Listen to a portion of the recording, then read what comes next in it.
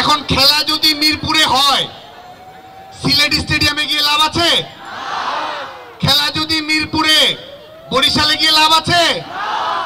খেলা যদি মিরপুরে শেরেবাংলা স্টেডিয়ামে হয় চিটাগাঙ্গের স্টেডিয়ামের আশপাশে ঘোরাঘুরি করে লাভ আছে? আজকে ছাত্র সমাজের একটি যৌক্তিক ইস্যু আদালতের কোর্টে গেছে, আর মামাবাড়ির আবদারের মতো এরা যেখানে সেখানে অবরোধ আর ব্লকেট দেখে বসেছে। আমরা সুস্পষ্টভাবে বলছি, যে সমস্যার সমাধান করার জন্য যৌক্তিক উপায় রয়েছে, আইনসঙ্গত উপায় রয়েছে, সেই পদ্ধতি যেন ব্যবহার করা হয়।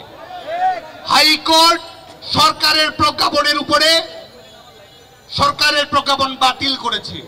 সরকার পক্ষই সেখানে আবেদন করেছে যে নির্বাহী বিভাগের আদেশ বাতিল করা সঙ্গত নয়। কোটা ব্যবস্থা নিয়ে শিক্ষার্থীদের সুনির্দিষ্ট মতামত রয়েছে এবং সেটি বাস্তবায়ন করার সুনির্দিষ্ট প্রক্রিয়া রয়েছে। আজকে আমাদের আপিলের ডিভিশন, আপনারা জানেন যে হাইকোর্টের রায়ের উপরে স্ট্যাটাস কো দিয়েছে। হাইকোর্টের রায় স্থিতাবস্থা প্রয়োগ করা হয়েছে। আজকে এই মুহূর্তে আমাদের এই রাজু ভাস্কর্যে যারা চাকরির পরীক্ষা দিতে চায়, শাহবাগে যারা বসে আছে, যারা চাকরির পরীক্ষা দিতে চায়, কারোর জন্যই কোটা প্রযোজ্য নয়। রাইট নাও বাংলাদেশে কোনো ধরনের কোটা নেই।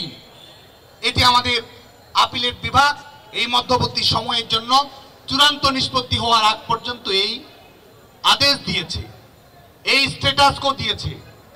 এবং এর পরেও এই ব্লকেট খেলা, এর পরেও এই যানজট অবরোধ পরিস্থিতি তৈরি করা, এটি কি সঠিক কোনো কর্ম প্রক্রিয়া? আমরা সুস্পষ্ট হয়ে প্রশ্ন করতে চাই। একটি যৌক্তিক দাবিকে যারা অযৌক্তিক ভাবে আদায় করতে চায়, আমরা মনে করি যে তাদের অভিসন্ধি ভিন্ন।